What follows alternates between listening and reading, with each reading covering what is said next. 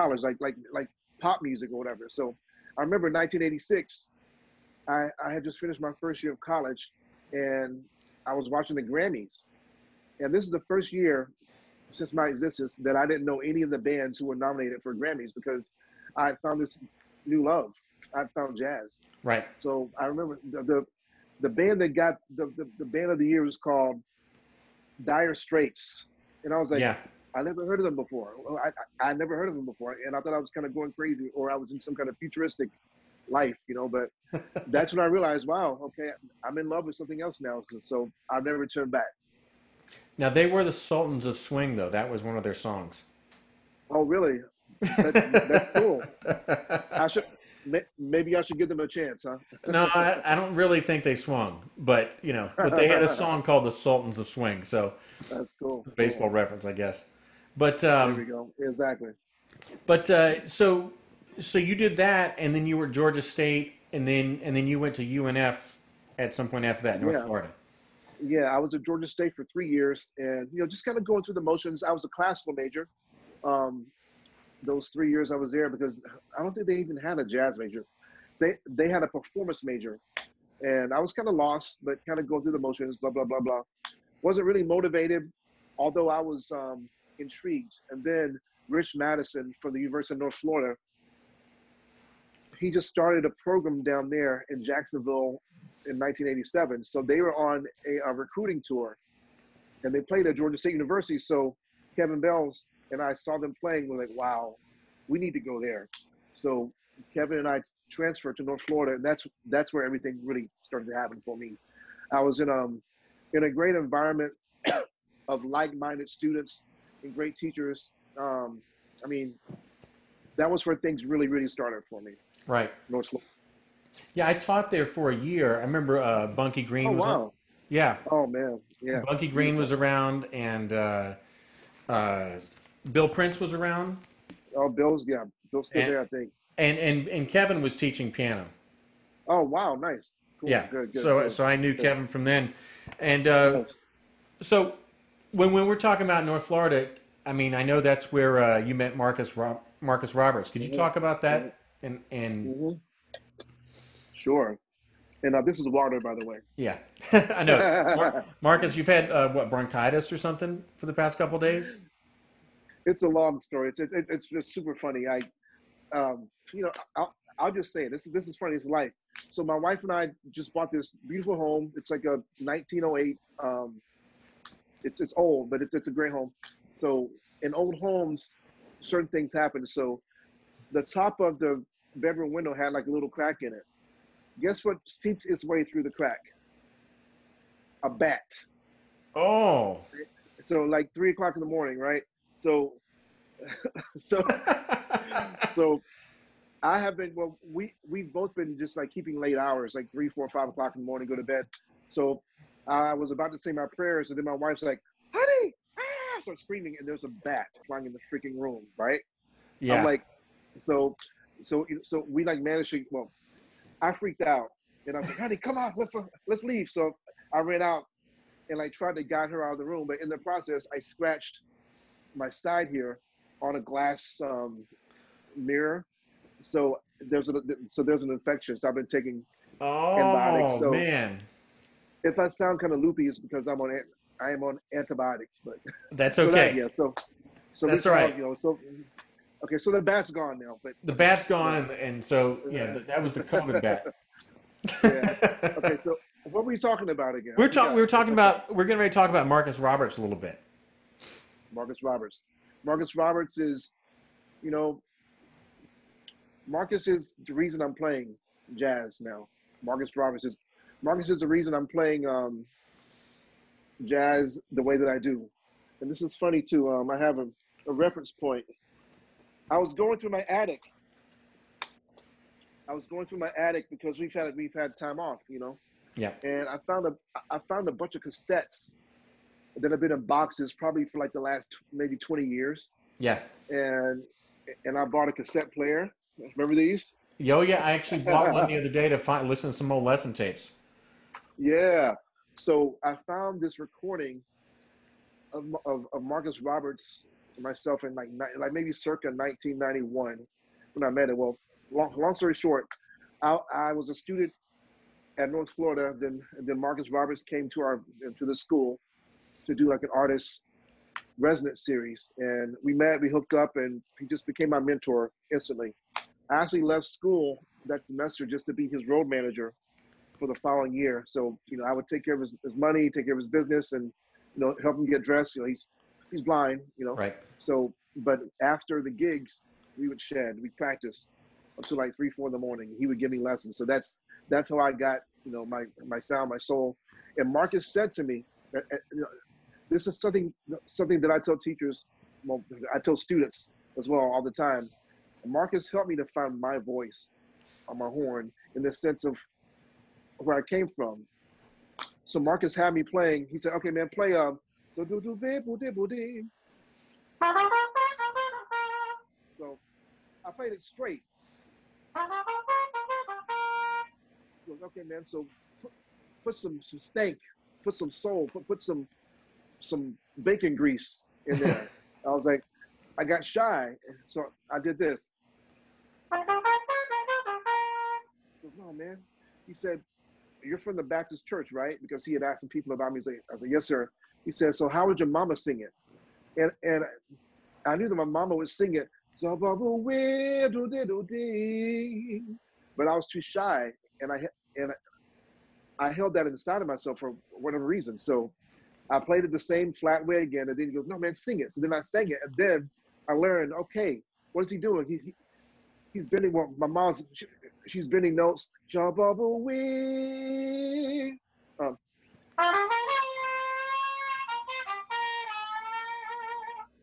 it was Marcus Roberts that taught me how to get that vocal quality into how I play, and because of him. And oh yeah, getting back to the cassette tapes.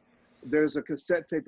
I've got like maybe 200 tapes, and I've gone through like 10 of them. I have a lot of fun to go from there. So this one tape of us is, he said, "Man, Printup, I'm gonna play this one groove, in the key of concert C. He said, just play the most soulful stuff." He didn't say stuff. He said play the most soulful stuff that you can think about. So I found this tape of this 21-year-old Marcus, 22-year-old Marcus Printup, like really playing blues for the first time, and I cried a little bit. This is like 2 weeks ago. So wow, that's where it came from, So from Marcus, So the thing I always stress is just to find just like a sense of humanness, find a sense of heart in everything you play. I mean, even if it's playing, I'm not a classical trumpet player, but but even if I'm playing the Haydn,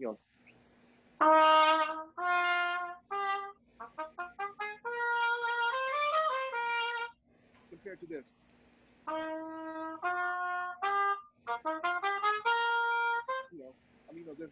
There's got to be some kind of feeling about the music. Oh, and also, there's a trumpet player. I forgot his last name because we call him Sweet Rome. His name is Jerome, classical trumpet player. What is Rome's last name? Anyways, he's a friend of Winton Marsalis. Yeah, I know who you're talking about. I'm not going to pronounce his last name right now. Yeah. Last name starts with B. B? Yeah, Tony Prisk is nodding at me. B. Oh. It starts with B, right? Hang on. Tony Prisk is going to tell me the name. Hey, Tony. What's up, man? I'm asking Tony to unmute. He's eating. So I have a mouthful of Italian sausage. I think, is it Bearvarts? Well, I can look it up for you, but that's it, right? Is that it? Jerome. He has another nickname, but I can't say it on this, and I'll tell y'all later. I can't say it, and I won't say it. But what were you going to say about Jerome, or what did you call him? So this is circa maybe 1995, 96, a long time ago. Dang, man, it's a long time ago. So I had just come from the Kmart that's on 34th Street and 7th Avenue by Macy's and Madison Square Garden, and I saw Jerome down the street. So we talked for like 5 minutes, and then I was asking him, what he was working on, and he told me, and then I told him that I was trying to work on the Charlier, the number 2 Charlier, do style. So he said, play it. So he pulled his horn out in the middle of Manhattan. Of course, like nobody paid attention because this is Manhattan. People do their own thing. So I played it like this.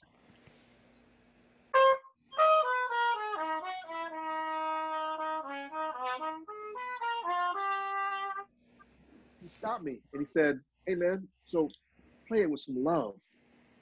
I was like, ooh, yeah, play it with love. Something very simple. So then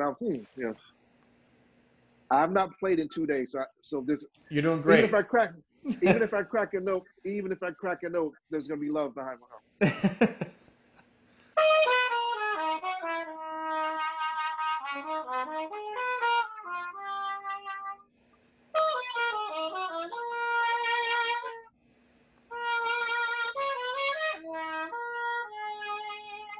Even though I cracked the note, there's a way that I'm trying to sing that.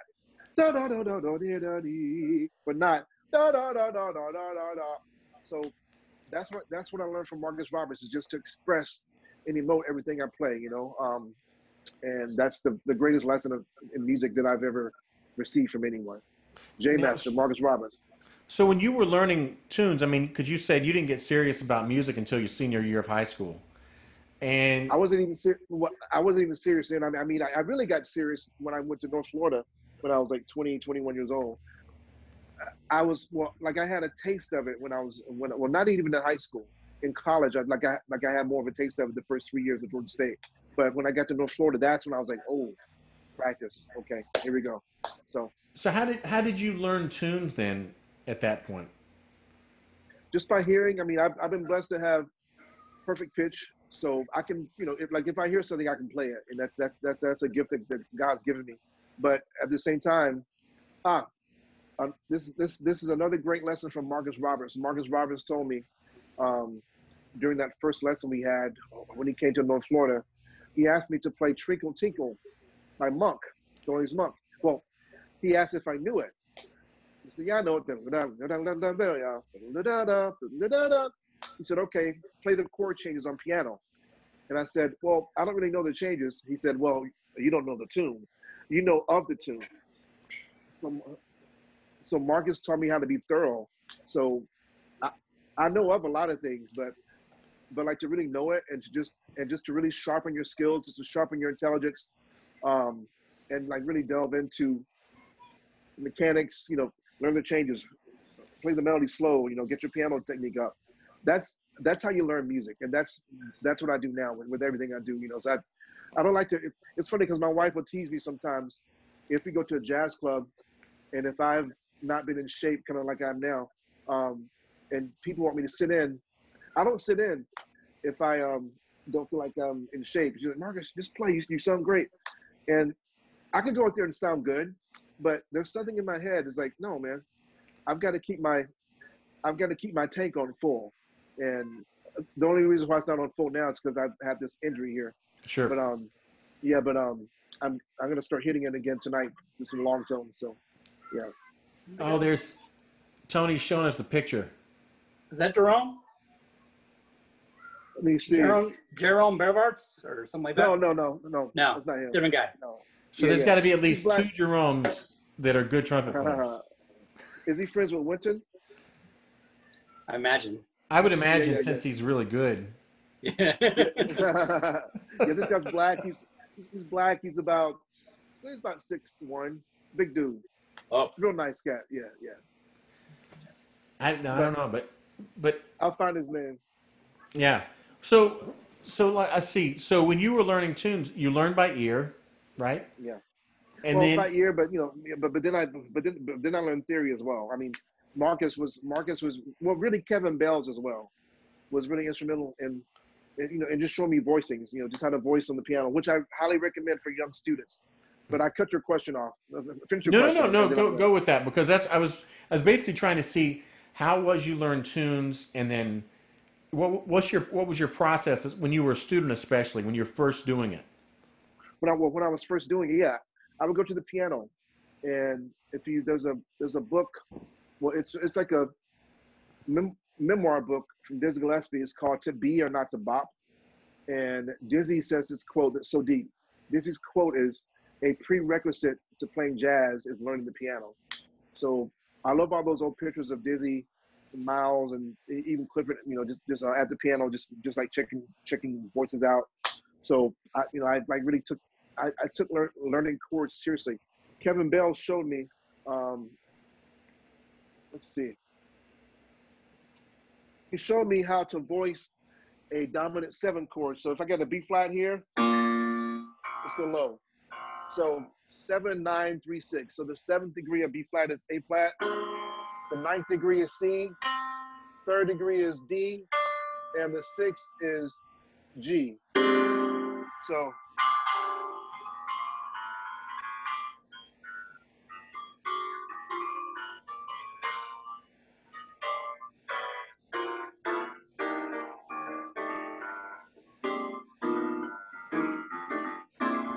you know, so just those voices right there really helped me just to learn how to get around the piano playing chords. Now I couldn't go. I mean, I could go on a gig and play decent piano, but I'm not. I wouldn't do that. Now, did you Like grow I up playing piano, or when did you start? no. Well, this is something I'm really proud of right here. Um, when I said when I was in high school, I didn't take music seriously. When I was in 10th grade, yeah, 10th grade, I was a busboy, and I saved enough money to buy a piano. I bought this big orange piano um, in my mom and dad's house. This big clunky piano, and it was a half step out of tune. And we never bothered to tune it, so it would like kind of drive me crazy with my first pitch. But so I just kind of started playing just basic stuff, but I had no idea what I was doing at all.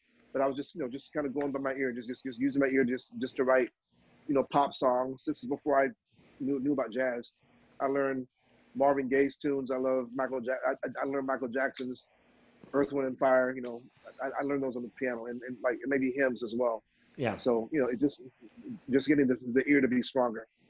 Now, your mother, I know she sang in church choir too, right? Did she Yep. play piano? Was that part of things? No, no, no. I'm the first. Well, my sister's the only musician in our family. My mom and dad. My dad was chairman of the deacon board. He sang in the male chorus. My mom was the secretary, no, president of the choir, senior choir, and she was in charge of the youth. And we're in church every Sunday, man, just singing and praising and everything. So at home, the same thing. So I had that environment. Hold on one second. Yep. I had that environment. And here they are. This is my mom and dad. And Bobby Printup. Nice. That's him. So so that's my background, and that's how I learned. And I grew up with the music inside of me, and so I'm so grateful for that. And I'm so grateful. The whole thing about churches, I hate the term black church, white church, or whatever church. I think we should all just, if you go to church, just go together and just learn from each other. I mean, there's so much culture in gospel music. I wish I had another device to play something for you, but there's a song that we sing at church. It's called "A Charge I Keep." A charge to keep I have, a God to glorify. So the way that it's written in hymnals, I actually learned how to sing this song just by watching the deacons and all the just the people around me in church. But once I got old enough to read music, I was in 5th, 6th grade, I actually opened the hymnal, and what we sang was nothing like what was written. Right. At all. So so what was written was this. A charge to keep I have, a God to glorify, who gave his son my soul to save and fitted for the sky. That's what was written. But when we sang it, it was like, hey,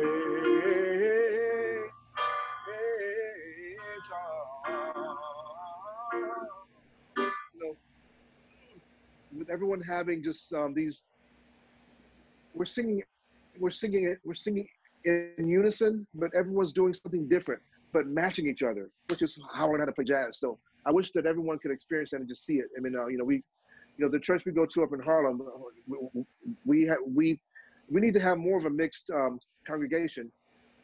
Like I love it when I see different cultures come in, but that's just something that everyone needs to see, and there's stuff that people need to see it, from the other side as well. Those chorales are beautiful. It's like box music. Yeah. The same, just the same, like if I'm playing like blues, this is like a typical Bach kind of progression.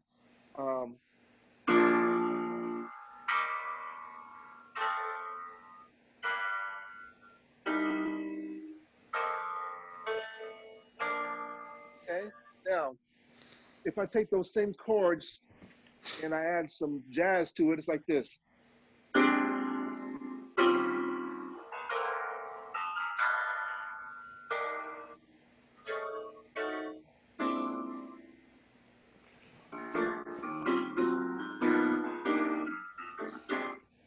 It's all music. Yeah. All music, man. So that's just learning how. I mean, it's all music. It's all music. And in the words of Duke Ellington, there's only two kinds of music: good and the other stuff. So Right. It's Right. all good. I might have said this on one of these earlier ones. I think it was when I was talking to Gail Williams, because she played piano coming up. But when I passed my master's exam for piano, they just told me not to do it anymore. Oh, really? They told you not to play piano? Because it was so bad. They were going to pass me, but I guess it was bad for like the piano. Oh no, man! Were you like hammering the notes down with a hammer or something? Were you? That would have sounded better. That would have sounded much better. They should have taught you better. Oh man, it was ugly. It was ugly. Chopin was rolling over in his grave, like a lot. Right. So I would ask you too. So obviously, then you went in the section. Marcus helped you get to know Winton, right? Yeah, I met them in the same week. I met Marcus when he came to North Florida, and that same weekend he had a gig with Wynton Marsalis in Pensacola, which is 6 hours away. And I drove down to meet Winton for the first time. I was really nervous. Yeah. Shook his hand. He was like, "Yeah, man, how you doing?" He's all cool, and I'm like, "Hey, I'm stuttering, Miss Marsalis, my name is Marcus," and he was trying not to laugh. It was funny.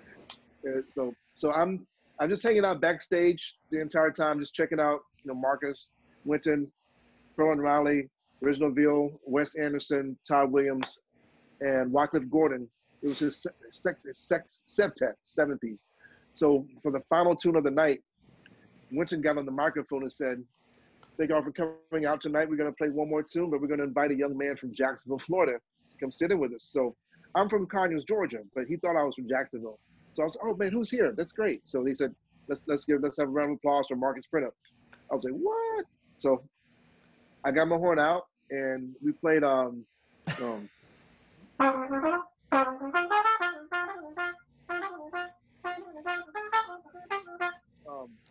Billy's Bounce. Yeah. Billy's Bounce by Charlie Parker, and played a solo, and it was cool. And I kept in touch with him. And a year and a half later, he called me to be in the jazz, in the then Lincoln Center Jazz Orchestra, and I've been a member ever since 1993, 27 years. So did that blow your mind when you got that call from Winton? Your mind must have been. Yeah, I mean, what's funny, his manager called me, and I was like, "Is this a prank?" Because back during that day, what's the prank group? Jerky Boys. Jerky Boys, yeah. I was like, okay, is this like Saul Rosenberg or whoever the guy's name is in Jerky Boys? So I can't believe I know that name still. So that's impressive. Yeah, so it freaked me out, but at that time, I was kind of still in school, but I was maybe drifting away just a little bit because I knew that this is going to be my school now. I mean, I love North Florida, and they did so much for me. I'm so grateful. But I'm hanging out with Wynton Marsalis and with Marcus Roberts now, and North Florida got me to a level as high as I could go. Yep. But then Marcus just kind of took over and just gave me wings. So And what was it like the first time you sat down in that section? Because at that time that section would have been Winton. Was it Roger Ingram? Well, Winton didn't do this tour. The first section was well, actually, the first gig I did with Winton was in 1993. It was it's a ballet that he wrote for the New York City Ballet called Jazz and Syncopated Movements. It was just two trumpets, myself and Winton. Now that was intimidating. That was hard, you know. So, Yeah. but then after I got in the band, the first trumpet section, the first tour was Faddis. John Faddis was playing lead. They had me on second, and my lips totally got ruined from trying to keep up with him. Ryan Kaiser Yeah. and Nicholas Payton was in the band. So yeah, that that was a fun tour, man. Wow. That was a great tour. And then later on, oh, and Winton didn't do that tour because he was working with his septet at the time. So, but when Winton came back to the band later that year, or the following year, it was Winton, myself, man, who played between Soloff, Lou Soloff, Yep. Marcus Belgrave did some hits with us as well, and then Roger Ingham did come in, I think, at the end of '94 and did a few tours with us. Russell Gunn, who's there in your city in Atlanta, Yep. Georgia, was in the band. So we had a lot of cats, you know, of course Ryan as well. So we've had a lot of cats come and go and just come through our section. So what kind of things were you learning? Because you were still pretty young at that point, right? When you got in the band, how old Yeah. were you? I was 25, 26. Yeah. So what kind of things did you pick up just as far as like playing the trumpet from some of these guys? Playing the trumpet and just stylistically. I mean, Faddis. I mean, just playing lead with John Faddis. I mean, you know, people know John Faddis for, you know, high notes, but that dude knows a lot of history, and he was a student of Duke's music, just like and Soloff as well. What's the Christmas song that Duke does? Tchaikovsky, Nutcracker Suite. The Nutcracker Suite, yeah. Yeah.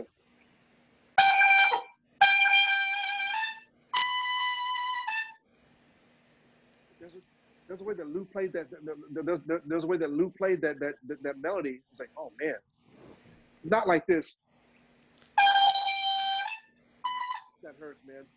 My sore. Okay, down an octave.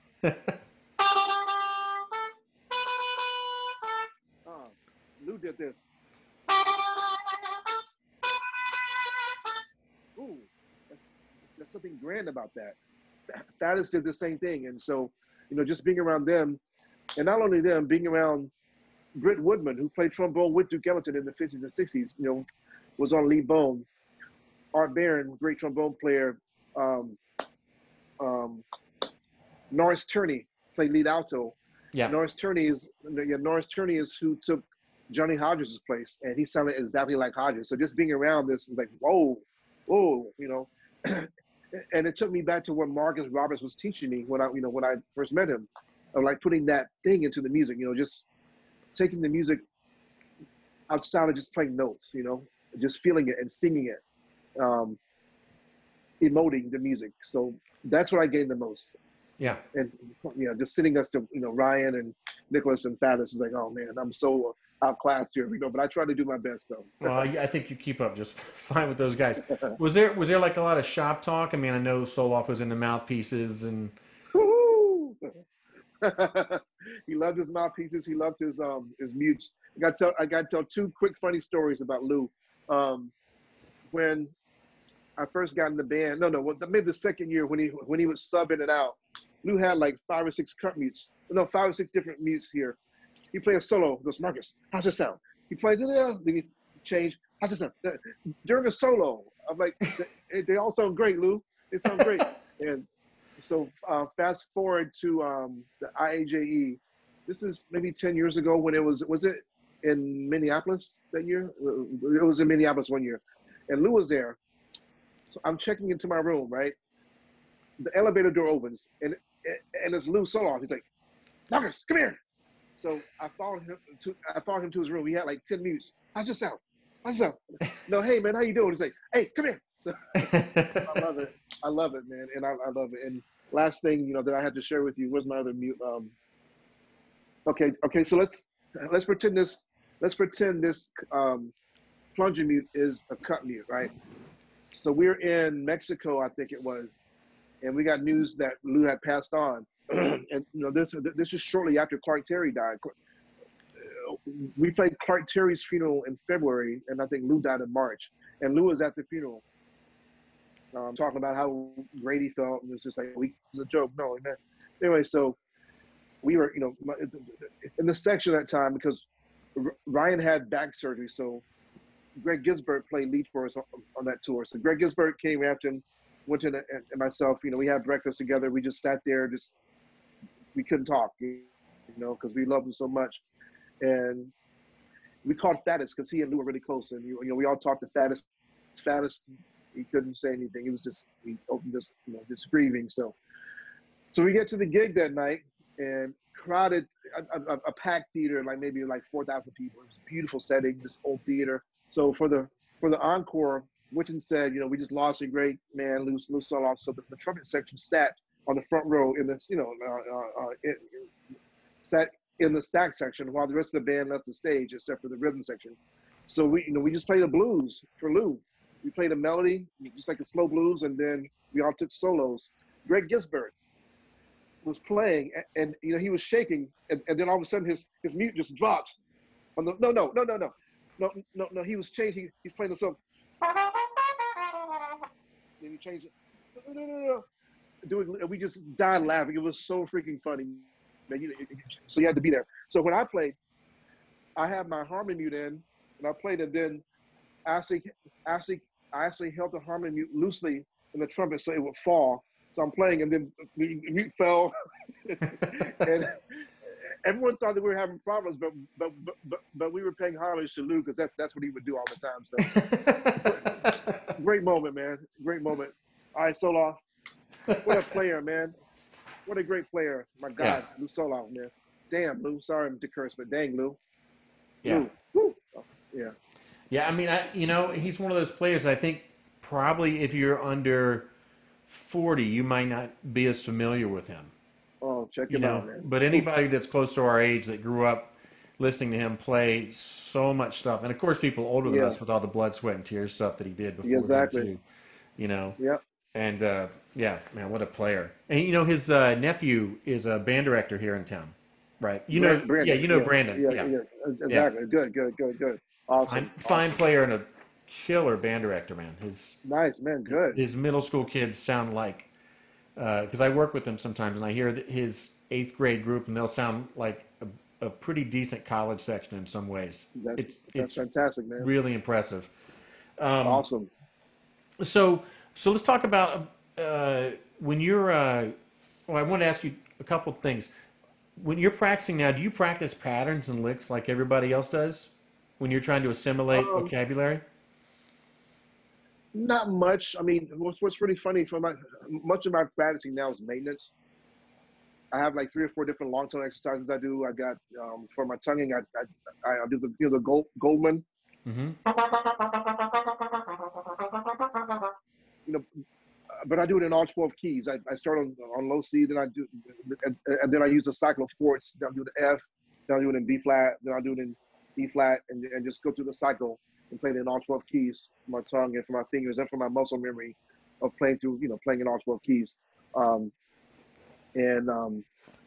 as far as playing jazz, I mean,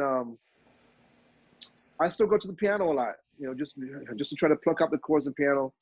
And every now and then I will go to a pattern and try to play it in all keys.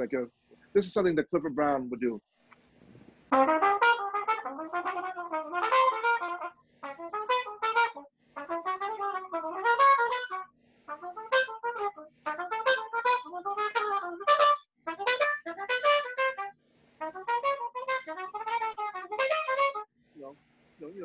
Just to keep the ear fresh. But I think the bulk of my language now just comes from hearing things I've heard because I'm old and I've been doing this for a long time. Yeah. But also learning solos, man. Learn some transcribed solos. I'm actually working on this one Miles Davis solo now. This is French recording he did. Man, I forget the name of it, but it's his blues. Oh, he's just killing. Harmony mute blues. It's kicking my butt. So how do I practice that? I use this app called the Amazing Slowdowner, and I slow it down. And loop it over and over, and then master it. So 100% is the actual tempo. I started at 60% like 2 weeks ago. I've gotten it to 75, maybe 80% now. So, just slowly but surely, just working it up. Yeah, yeah. And you have some long tones you play sometimes too. You said what are those? A lot of them. I do the Chickowitz. I love Chickowitz. Um, the Stamp, Adams, and there's one that I do. It's called an octave long tone exercise, where I basically play a C, 20, 30 seconds, then octaves, 20, 30 seconds. So and I like those sometimes because it kind of like spreads my chops as opposed to going da, then C sharp, then D, whatever. I do that, but I think recently I've been doing the Chickowitz exercises, and I love those because I have a lot of students ask me why those are long tone exercises. Because when you're playing,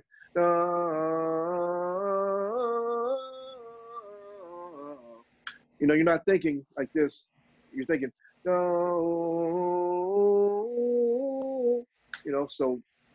that helps me a lot as well. Just doing those. So Yeah. yeah. And then I see you up late at night working on like Jordu and all that kind of stuff too. So yeah, all those things. Yeah, working it out, man. I can practice better when I feel like the rest of the world is sleeping. There's a certain peace about that. A certain serenity about that. And I remember just coming home from college, like when I was really into the music, North Florida. My mom and dad never complained about me practicing in the house. We had a ranch style home, medium sized home, but they could hear me practicing all night long. They never complained, and I would always start practicing around midnight, and I'd finish at like maybe 4 o'clock in the morning. And I did that in school too. Once I met Marcus Roberts, and once I became really motivated and knew that this is the path that God put me on, I kind of grabbed it by the horns. I'd be up to 3, 4, 5 o'clock in the morning practicing. No one else at all on the campus up except for me. Well, in the music building or the whole campus. So I was like, wow, I guess I really want this. And that's what it takes if you want something, man. Like, you gotta, for all you young people and old people, I mean, I need to hear it too, because I still want to get better. Yeah. You have to go beyond what's required. I'm telling all my stories now. There's a girl that I went to high school. There's a girl that I went to high school with. Her name is, well, I don't know her name. Let's say her name is Joni Joe, whatever. Yeah. That's not her name, but so she was like the salutatorian. Is that the second smartest person? Yeah, salutatorian. Salutatorian. There you go. Yeah. So I was not the salutatorian. Yeah, no, me either. So whenever we had an assignment, if the teacher gave us a reading assignment to read pages like 50 to 72, I think I heard myself talking. You did, man. I was trying to check my Facebook Live feed because I thought I saw some questions. No, go ahead. I'm sorry about that. That's okay. So if the teacher told us to read page 50 to 72, then Michelle would read pages 50 through 100. She was always ahead of the game. So that's what you got to do. So, I mean, all the rest of my friends were, not all of them. Some of them were practicing, but none as late as I was. I was always the last man standing. So, but, people are partying. And I did my share of partying too. Don't get me wrong. You're in college. You're supposed to do that. But when it came time to, just to leave the bar and come back to the school, okay, man, all right, got to go. Oh, where you going, man? Got to practice. Oh, man. Oh, yeah. See you later. Practice, man. You got to practice even now. And that stuck with me when I moved back, back home to Georgia, between my transition from college and New York, and it's still here now. I'm in my man cave, and this is where I practice every night. So, yeah. No, it's so important, and I think it's so good when you somehow learn that right away, right? You look at those people around you that are doing that right away, and it rubs off, And then you can be. And then you can be like Winton, or maybe you as well. But Winton, I think from ages like 11, he told me from ages 11, I think to like 16, 17, he didn't miss a day practicing for like at least 2 hours. I think that's what he said. Yeah. So even if he was sick with the flu, fundamentals. And that's why he plays like he plays. So. That's the first time Winton and myself have ever been mentioned in the same sentence. I know you guys like to practice, so You know, y'all. I like to practice, but I wasn't as serious when I was younger. yeah. Yeah, Well, but yeah, man. but it's also and that. But there's a lot of people that are kind of serious when they're young, and they kind of burn out. I mean, Yeah, it's also about what you're going to do when you practice and how purposeful you are, right? yeah. Oh, yeah. And Exactly. and it sounds like when you Yeah, met Marcus, that's when everything zeroed in on being like really purposeful. yeah. But before Marcus, I would go in the practice room and just play stuff I could already play. And I actually posted something on my Facebook last night. I'm trying to find just new ways to improvise. Um, so there's a friend. Well, his name is Ronald Westray, a great trombone player with Marcus Roberts. But Ronald said, if you're practicing and if it sounds good, you're not really practicing. You're just playing. Which is great too. So every time I sit down and practice something, it's not going to be perfect right away. You know, um, that's why we practice, and that's why we try to get better. Just like just with life as well. So yeah, but Marcus gave me purpose. Marcus gave me a reason to practice. He gave me something to shoot, just to shoot towards. And once I kind of found that level, there's like another door to open, and then another, and then another. But by that time you're in it. You can't look Yeah. back then. So you got to keep going forward. Keep going forward. So I know one thing you do right now. You go out and you do a lot of clinics when there's not obviously COVID going on. Oh, yeah. You know. So Yeah. when you work with young groups, like if you go to a school or even the kind of camps you guys have, what would you say are like a couple of the things that you see as common things that you need to fix right away, even in like a big band or when somebody's learning a solo? Yeah, kids don't play with emotion. Some of them don't play with emotion because they haven't been taught that. And again, I always stress that when I teach clinics and workshops. Just play with some kind of feeling. Play with the feel. I mean, my feeling may not be what yours is or what Susie Q's is or whatever, but play with that feeling and just know that it's also a sense of community when you're playing together in a group. You know, you really have to cling on each other and you have to make yourself vulnerable. Um, in general, I think one must be vulnerable with the music. I can't play a concert, if I'm feeling stiff, like I can't mess up. I mean, I go to concerts now. It's like if I mess up, it's okay. Like when I played earlier, the Charlier, I cracked a note, but I don't care. You know, I know I can nail it if I'm warmed up, and maybe if I'm warmed up, I won't nail it. But 9.9 times out of 10, I won't mess it up if I'm really warmed up. But if I do, I'm human. Right. So just take that pressure off, and just remember why you play music. Something I ask students, I ask them why they love music, and I've got some great answers, man. Because my mother taught me to love it, because my grandfather played trumpet, and there's a, let me turn my sports center alerts off here. So, yeah, so I mean, there's so many great stories, and if I ask myself why I love music, man, woo, music can put you into so many different. You can reach so many emotions with music. You can find a sense of nostalgia. You can find a sense of loss. But every time I hear Mahalia Jackson singing, I think about my dad, because when my father was dying, I played Mahalia all the time for him, and for my mother, I played Aretha Franklin for her. When I hear that Amazing Grace record, Mama comes to mind right away. So yeah, music is emotional, and or even something like my childhood. What's that one song?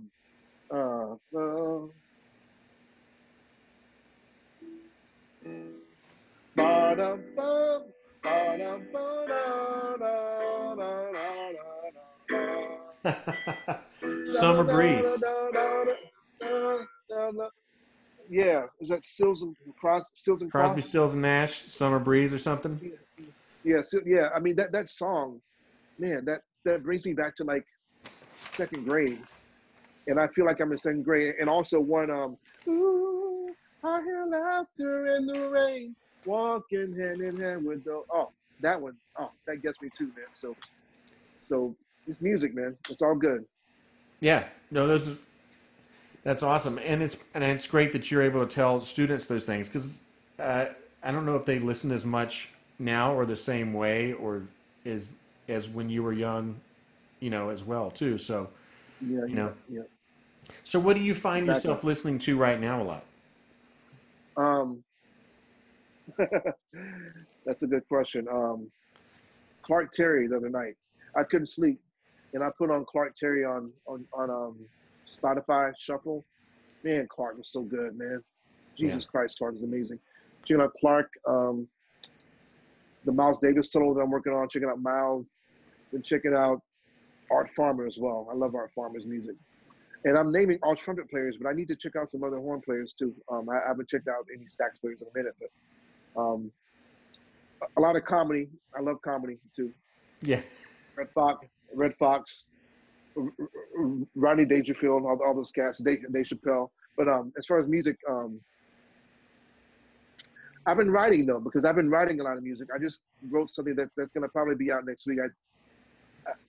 I haven't written in about maybe 8 or 9 months, yeah, and just with the virus and with all the things that are happening, you know, around the country, violent murders and everything. I kind of lost myself for about a week and a half or maybe 2 weeks. right. I was just kind of sitting. I couldn't do anything. So I would say last Saturday, like 9 days ago, I went, to our, we have a shed outside and I have a piano in there. I, I, I I went to the piano and this song just came out of nowhere. So wrote it out and I harmonized it for trombone, alto sax, trumpet, and rhythm section. So I have some students who are in the process of recording it virtually, and it's going to be on my wall, maybe by the end of the week or whatever. But so, and I'm calling it Hope Reemergence because I kind of lost hope for a while, and Yeah, but music is what kind of brought me back. I went to the piano. I was like, man, I didn't go to the piano with the intention of writing music. I just sat there and I started writing it. Oh wow, oh, and I felt much better. And yeah. now that I think the song came to me within 5 minutes. The whole song, it was just there, like waiting on me. So I can't wait for y'all to hear it. Oh, it sounds great. I mean, I know a lot of times I've heard Wynton describe jazz as being the ultimate democracy because we have to listen to each other, and I'm sure you feel that same way too. Oh You yeah, know, yeah. and I remember even hearing Jamie Abersol do a clinic once. I think I might have said this a couple weeks ago, where he said he thought if ear training was taught to everybody, everybody would listen a lot better to each other. Yeah, that's deep. That's You true. know, That's and very true. and it That's would true. get rid of a lot of problems we have. So Exactly, exactly. It's funny. I actually knew a girl in college. She had perfect pitch, but she wasn't a musician. It's deep. So just think about it, because like if you think perfect pitch, everyone who has perfect pitch doesn't necessarily have to be a musician. We're at a party or something like this, and then the girl started singing this pop tune in the right key. I was like, really? Sing this song. She sang like 10 tunes in the right key. So she had perfect pitch, but had no idea. So I told her to take up music. I don't know what she did because we lost touch. But I don't know. That's a little tidbit of information. yeah, yeah. No, Yeah, it's all good, man. Um, yeah, so had a couple other things I was going to ask, but you know, yeah, man. No, it's just good to talk to you and get your perspective on everything and kind of see what your process is like now and when you were younger too. I mean, I think because it yeah, seems like of course, I'm just a classical player, but it seems like a lot of jazz musicians I know they have a lot of different ways of getting to the same place. I mean, some people maybe grow up with like Abersol records and learning licks and all this stuff, and then some people are playing by yeah, ear and they're kind of around it in a more natural way, like it sounds like you were. yeah. I mean, most definitely I was that way. And then when I had to learn, I took one theory class in high school, but it was kind of like a very basic theory class. But when I got to college, I mean, the theory part kind of kicked my behind. The ear training was easy because I got perfect pitch. But I had to like really buckle. And plus I took classical theory, not jazz theory, which are, and they're very similar. But in jazz theory, I'm not thinking about was it 6/1 voicing? Or I'm not thinking about those kind of things. I'm thinking about just playing chords. So, but it's great. It's great when you get your mind to catch up with your creativity and your soul. You know, on one side is the intellect, and then the other side it's the creativity and the soul. So when those things come together, that's when you're really getting at it. You know, but then again, I think about cats, you know, in the 20s and 30s. I don't know if like Louis Armstrong played piano or had any knowledge of theory whatsoever. I, I'm not even sure if he read music because of many of those cats couldn't read music from back in the day, but they created the music that we read now. So you know, that's the Right. thing. So, you know, it's just a different kind of musician. I mean, if you compare someone like Clifford Brown, who was schooled, um, to someone like King Oliver, who I don't think was schooled. You know, so once you got into the 40s and 50s, cats were playing the Arban's book. You know, Clifford Brown loved the Arban's book. Yeah. So, you know, I just like the overall level of trumpet just kind of changed. The style of trumpet changed. And Freddie Hubbard, of course, all those great trumpet players. Now, did you have an Arban book in high school? No, I had nothing in high school. I didn't, nothing. I played the music that was put in front of me on the stand, and that was it. Yeah. That's all. I think the first time I saw an Arban's book was, when I went to Georgia State. My teacher, his name was John Head. Hold on. Yep. Sure. How long keeps going on? John Head was my teacher, and he got an Arban's book. And before him was a great teacher who passed away. His name is Stephen Winnick. Great teacher, great guy. But they got me into the Chord, to the Arbans. But, you know, I never did them like I should have. I was just trying to adjust to, you know, having new friends and just being in college, you know. So, you know. Sure. Well, if somebody young was listening to this, I'm going to ask you a hard question. And you had to say 5 recordings that they should have. Could you name 5? Okay. Yeah, so Louis Armstrong with Earl Hines in 1928. I mean, he did all those sides with Earl Hines, but this was like a duet CD, Louis Armstrong and Earl Hines. But also, there's a series of CDs called Louis Armstrong, and the Hot Fives or the Hot Sevens. Right. So anything Louis did in like 1927, 28, 29, any of those. Let's see. There's a record that Thelonious Monk did called Solo Monk. Check out Thelonious Monk, his voicings for that. So Solo Monk. Okay. And I mean, I have to put this in here.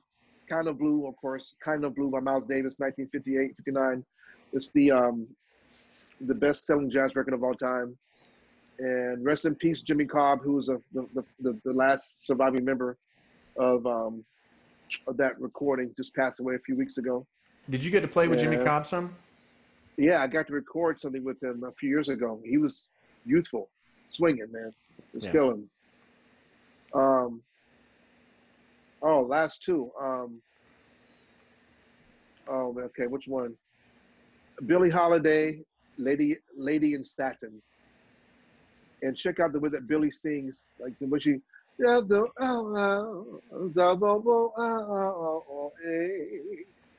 she's emoting how I want to play the horn.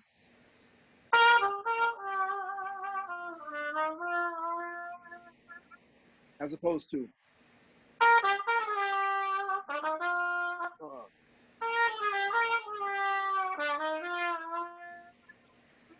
you know, those bends and those shapes. All right, last one. Dang, I can't just say 5 because this list will change tomorrow. Yeah. So let me think of something more modern. Oh man. I was waiting on Clifford Brown or Freddie Hubbard to pop up. Well, I was gonna say Study and Brown with Clifford Brown. Yeah. Now ask me tomorrow, and there'll be like another list. Yeah, I'm sure most of us are that way anytime somebody asks those kind of questions, but it's always good to see what's on the front of somebody's mind. So the last thing I wanted to ask you about was some of the education stuff you've been doing with your wife. Mm-hmm. Is that, I mean, that started pre-COVID, I believe, though, right? Oh yeah, a lot of My she's a great educator. She taught at Lincoln Center.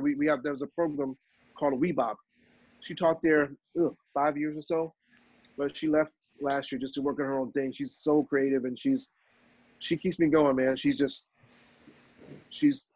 yeah, she's a great educator. She's awesome, and she's passionate about it. It's definitely her calling. Outside of being a great harpist as well. Yeah, and she's an Indiana grad, right? Say it again. And she went to Indiana too, right? Yeah, IU. Yep, she's IU. Yep, she's a Hoosier, California girl. But yeah, it's called Remarkable Music for Arts and Education, or RMFAE, RMFAE.com, or just type in MarcusPrintup.net, and then it goes to that site. But we have a host of educational things we do from kids from 2 to like 9 years old, from her end. Yeah. My end's a little bit older than that, but she's down there working now on some projects. She's actually doing a summer camp. Summer camp's going to start, I think, next week. It's going to go for every Tuesday and every Thursday for the next month, starting next Tuesday, I think, for kids 2 to 5 and 6 to 9. Yeah. And I'm going to be helping her with that as well. So very excited about that. Awesome, man. And I know it's been a weird time lately, obviously, for all of us, And so before we close out, I just, because you're a heart on your sleeve kind of guy, and I just wondered if anybody's listening, what kind of message would you have for somebody right now that just, because there's a lot of pain right now. There's a lot of pain, a lot of suffering, a lot of confusion. Like I said, I was out for like a week and a half. I was just out. I just slept. So I just slept. And, so I pray a lot and I meditate a lot. So once I wrote this tune, Hope Reemergence, that's when I started to kind of get myself together. Say, okay, you know what? Okay. It sucks what happened to George Floyd, Ahmaud Arbery, Breonna. I mean, it's just horrible. There was a shooting in Atlanta last night, and I've been posting a lot of stuff on my Facebook. I'm sure you read some of it, but my thing is that we coming together as a nation, we have to get to know people that are different than us. Not just white people learning Black people's lives, but us learning your life as well, and just coming together. Like I said about the whole white church, Black church thing, man, it'd be great if we could just be together, Yeah. and just have some sense of unity and no division. But again, something I wrote a few weeks ago, maybe this utopia is not meant to happen while we're here on the earth, but I'm going to do all I can. I'm going to do all I can in my part to try to create it. I was blessed to have great parents who taught me to love everybody. My mom and dad were both, my father, my dad, there's this white brother. I guess I was like 10 years old. And my mom was in the store, and my dad and my sister and I are in the back. My dad's in the driver's seat in the car, and my sister and I are in the back seat. So there's this white man that came and was walking towards the car, and he saw my dad. His eyes got big, and then he went the other way. I'm like, and we all saw it. So he said, "Okay, man." So this is what happened. When I was like 12 or 13 years old, that guy came to our house, and he was disrespecting my mother. Oh. So I went and got a board, and I beat him upside the head with it. And the guy had a little scar here. So I was like, "Man, what happened?" He goes, "Nothing happened." So he didn't get put in jail. I mean, I was like, I'm glad he didn't get put in jail, or they didn't call the cops. But he said, even though he experienced that and so much more, he said, "I still love everybody. I'm no better than them, and they are no better than me." So that's what I was taught. And I wasn't really taught Black history growing up in at home or in school, because there's like maybe 3 or 4 pages in the history books that mention maybe Frederick Douglass or Harriet Tubman or George Washington Carver with the peanut, Martin Luther King. That's about it, So, but I had that Black culture ingrained in me, going to church every Sunday, just seeing my my relatives and how they carried themselves. That's my Black culture right there. And then when I met Winton, when I met Marcus and Winton was like, "Yeah, man, you need to read some books," So I learned about Malcolm X. I learned about Sojourner Truth. Learned about Medgar Evers. Fannie Lou Hamer, and the list goes on and on. James Baldwin, who was brilliant. James Baldwin, my God, is brilliant. So this stuff isn't taught in schools. And I think America can be great if we embrace everything that everyone has to offer. And it should be, nobody should be excluded in this fight. And that's what I'm trying to do now, man. I get really upset sometimes, but I'm not going to let my anger drive me, because if I'm angry, how can I influence someone else to follow, me? I mean, not that I know everything, but I know, the stuff I believe in is all about togetherness. I know the stuff I believe in is about unity.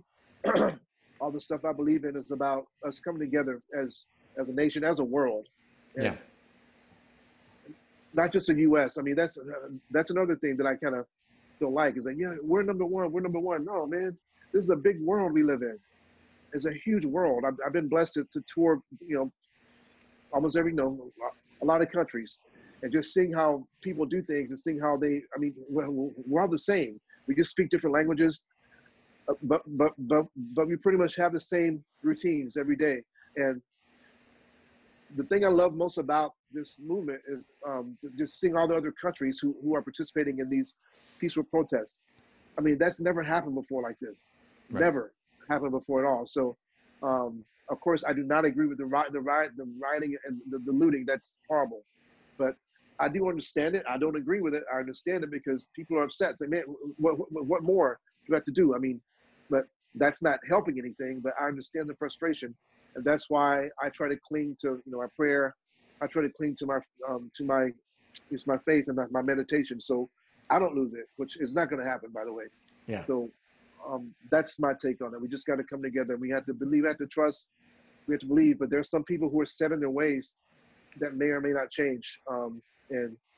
But we can only do the best we can. Yeah. Yeah. That's all I have to say about that. Well, that was perfect, man. I appreciate it. I'm glad you. Cool. I had a couple glitches getting on here, and we were gonna talk about that a little bit before, where you were hanging out waiting on me to figure out how to run my Atari computer or something over here.